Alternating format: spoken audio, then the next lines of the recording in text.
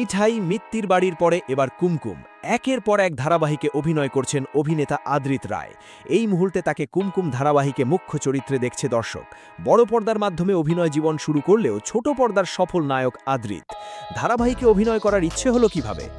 পরিচালক রাজ চক্রবর্তীর ছবির মাধ্যমে বড় পর্দায় কাজ শুরু করেন আদ্রিত, কিন্তু কোন মাধ্যমে অভিনয় করছেন সেটা কখনো তার কাছে গুরুত্বপূর্ণ ছিল না। অভিনেতা বলেন, বড় পর্দায় কাজ করছি না ছোট পর্দা, এটা আমার কাছে গুরুত্বপূর্ণ নয়, ভালো কাজ করাই হলো আসল। ধারাবাহিকের সবচেয়ে বড় শক্তি হলো বিপুল দর্শক প্রাপ্তি এবং নিয়মিত কাজের সুযোগ।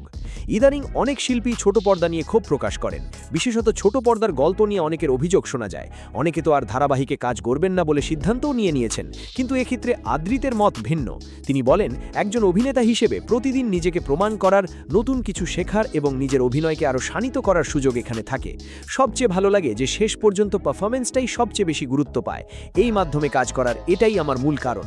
রোজ নতুন কিছু শেখা যায়, রোজ নিজেকে প্রমাণ করতে পারি। একজন অভিনেতার কাছে এর চেয়ে বড় কারণ আর কি হতে পারে? প্রসঙ্গত, আদ্রিতের অভিনীত দুটি ধারাবাহিকই নজর কেড়েছিল দর্শকের। এই কাহিনী শুরু হওয়ার আগেও ছিল অনেক জল্পনা। শোনা গিয়েছিল অভিনেত্রী সুস্মিতা দের সঙ্গে জুটি বাঁধছেন নায়ক, তবে তেমনটা হচ্ছে না।